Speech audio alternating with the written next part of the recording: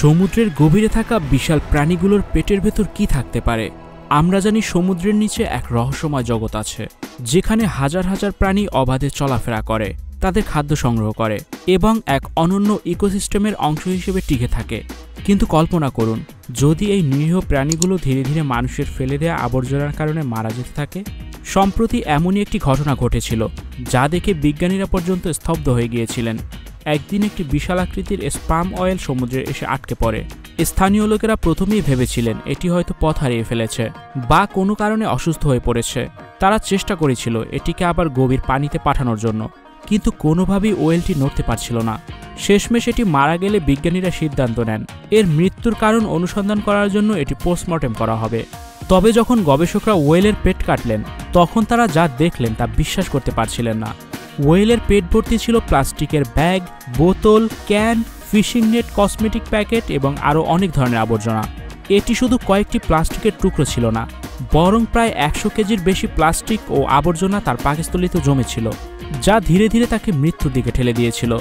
বিজ্ঞানীরা বলেন ওয়েলটি সম্ভবত বহুদিন ধরে খাবারের পরিবর্তে প্লাস্টিক খেয়ে ফেলছিল, কারণ সমুদ্রের পানি থেকে তারা যখন তাদের স্বাভাবিক খাবার খোঁজে, তখন প্লাস্টিকও তাদের খাবারের মতোই ভাসতে থাকে, আর তারা বুঝতে পারে না সেটি আসলে বিষাক্ত কিছু। স্টুডিও 4D আপনাদের জন্য নিয়ে এসেছে শীতাতাপ নিয়ন্ত্রিত স্টুডিও সুবিধা, আছে অত্যাধুনিক মেকআপ রুম। বিস্তারিত জানতে এখনই কল করুন 01974860664। হাউসটি দেখতে চলে আসুন আমাদের ঠিকানায়, সেক্ষেত্রে রোড নাম্বার 9, বাড়ি 24।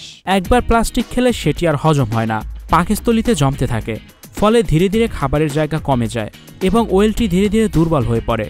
খাদ্যের অভাব, পাকস্থলীর ভেতর জমে থাকা প্লাস্টিক এবং বিষাক্ত রাসায়নিক পদার্থের কারণে এই বিশাল সামুদ্রিক প্রাণীটি শেষ পর্যন্ত ধুকে ধুকে মারা যায়।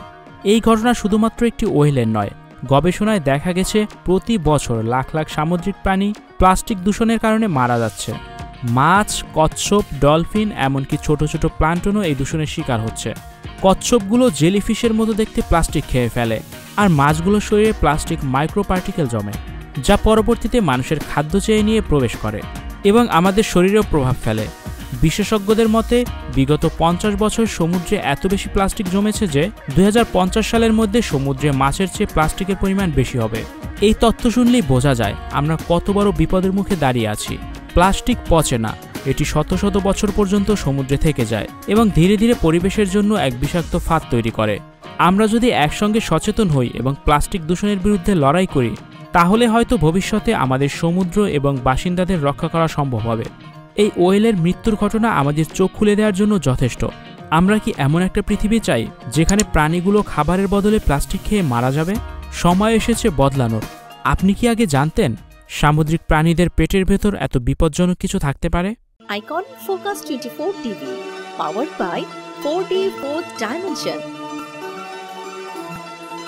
আমাদের চ্যানেলটি সাবস্ক্রাইব করে আমাদের সাথে থাকুন।